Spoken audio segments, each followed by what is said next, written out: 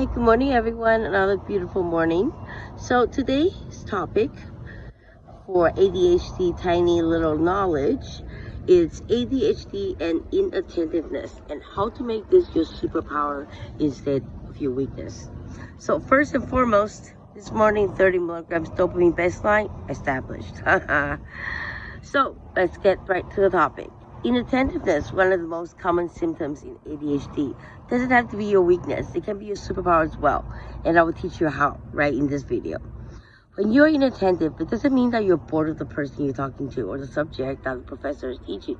It just means that your mind is just not fully there for something that's completely interesting you at that moment. So what do you do at that time? Say you're in class. Usually people with ADHD experience the inattentiveness periods. The best way is to observe other stimulants around you. When I say other stimulants, they are external stimulants. So anything that you pick up in your sensory. So here is what a social worker actually told me to calm me down from anxiety or panic attack. First, you look at 5 things. So you observe 5 things. 1, 2, 3, 4, 5.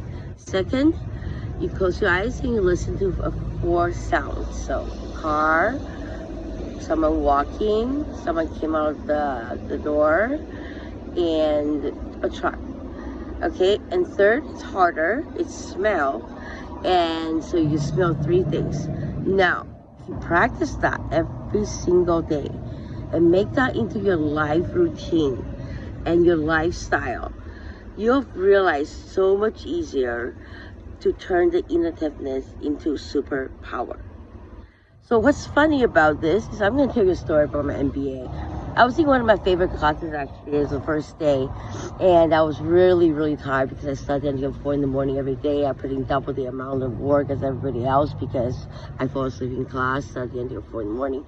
Anyways, so the professor was talking about micro-expression, and it's a whole class about, human behavior and all that stuff. And as soon as I fell asleep, just by accident, I just fell asleep. And, I'm in the corner of the class and everybody knows that's my seat. I'm either a bit late or, fall asleep in class, especially finance classes, never strategy classes.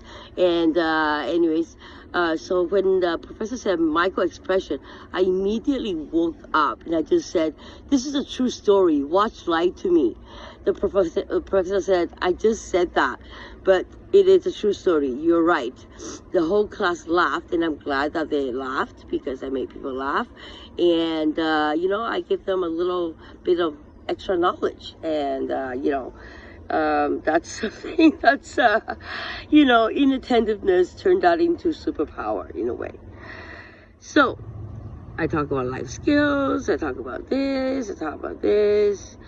Okay, so external stimulants. Right. Okay, so I'm going to integrate what a social worker has told me to, right? What I told you earlier. If you practice that every single day, you realize that you can pick up different sensories every day while paying attention to your own first audience, like someone that you're talking to, or something that you're listening to, like a podcast or lecture or whatever. You'll feel that it's easier. If you have to go on the computer and play games while listening to it, fine, play solitaire, but listen to what the professor is saying.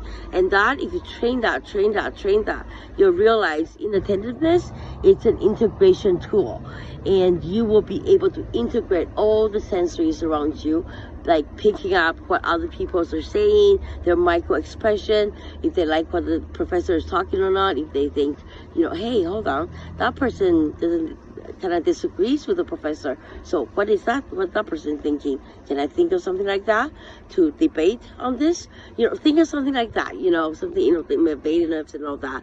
I'm rambling on. 明天见. Bye, tomorrow.